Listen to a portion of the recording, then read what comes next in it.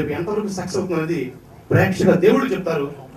అది నేను ఊహించడం కరెక్ట్ కాదు. ఇది ఫస్ట్ పాయింట్. అయితే నెక్స్ట్ పాయింట్, సినిమా ఇండస్ట్రీలో నేను సినిమా స్టార్ట్ చేస్తున్నానంటే ఈ సినిమాకి ఒక హీరోని అనుకున్నాం, ఆవిడ ఎదురుకి ఒక హీరో అనుకున్నాం, క్లాప్ కొట్టినా కూడా వెళ్ళిపోయాడు.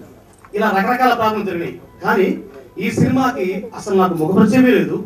వెళ్ళి గురువు గారు మీ హ్యాండ్ లక్కీ హ్యాండ్ అని ఇండస్ట్రీలో ఒక టాక్ ఉంది, కాబట్టి మీరు వచ్చి నాకు సినిమా స్టార్ట్ చేయండి అని రిక్వెస్ట్ చేస్తే గురువు గారు సాగర్ గారు వచ్చి నా సినిమాకి ఫస్ట్ కొబ్బరికాయ కొట్టి అలా రామారావు గారికి, చిరంజీవి గారికి, తదుపరి సాగర్ గారికి నేను రుణపడి ఉంటాను. వాళ్ళే నాకు మార్గదర్శకులని మీ అందరి ముందు తెలుసుకున్నాను. ఈ సినిమా ఇప్పటి వరకు మనం ఎండల్లో ఎండిపోయాము, ఎంతో బాధపడ్డాము. ఇక నుంచి ఈ సినిమా ఒక తొలకరి జల్లులాగా మనందరినీ అలరించడానికి ఖచ్చితంగా కామెడీ పండుతుందనే నమ్మకంతో ఉన్నాను సార్. Thank you. సినిమాలో యాక్ట్ చేసిన ప్రతి నటికి నటుడికి చెప్తాము. మేము ఆడియల్ ఫంక్షన్లకి వెళ్తాము, ప్రొడ్యూసర్లు ఎంకరేజ్ చేస్తాము అన్న నమ్మకం ఉంటేనే దయచేసి నిర్మాతలకి, డైరెక్టర్లకి యాక్ట్ చేస్తాను.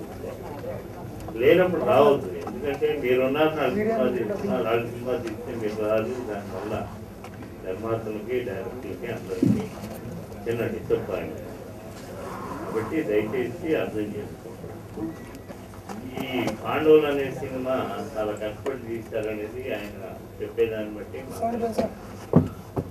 ఈ పిక్చర్ సక్సెస్ చేయాలని కోరుకుంటున్నాను. తరాలకు ఇంకా 1000 సంవత్సరాల వరకు కూడా ఎన్టీ రామారావు తెలుసు. సో ఆ స్ఫూర్తితో ఈయన రావటం అనేది డెఫినెట్గా చాలా గొప్ప విషయం. అది ఆ స్ఫూర్తి ప్రదాతని ఆదర్శంగా తీసుకుని వచ్చినందుకు డెఫినెట్గా సక్సెస్ సాధిస్తారు, దాంట్లో డౌట్ లేదు.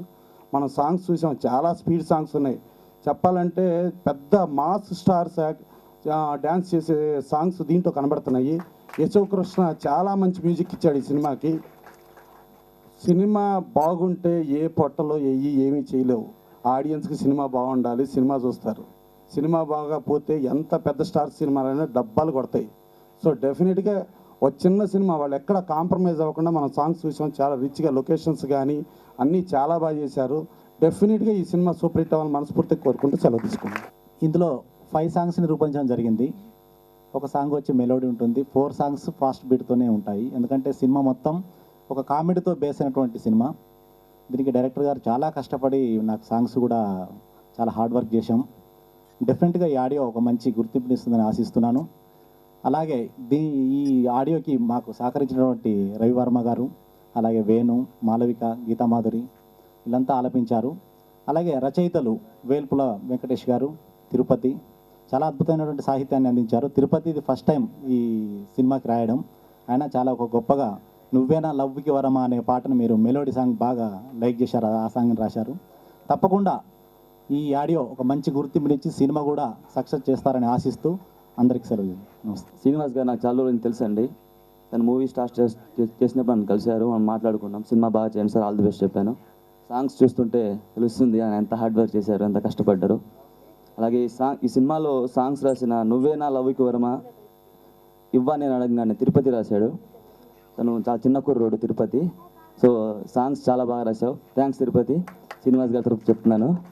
ఓకే, ఇంక మిగతా సాంగ్స్ కూడా చాలా బాగా వచ్చాయి. వన్స్ అగైన్ నేను పాండవుల టీంకి విష్ చేస్తున్నాను. All the best. Thank you.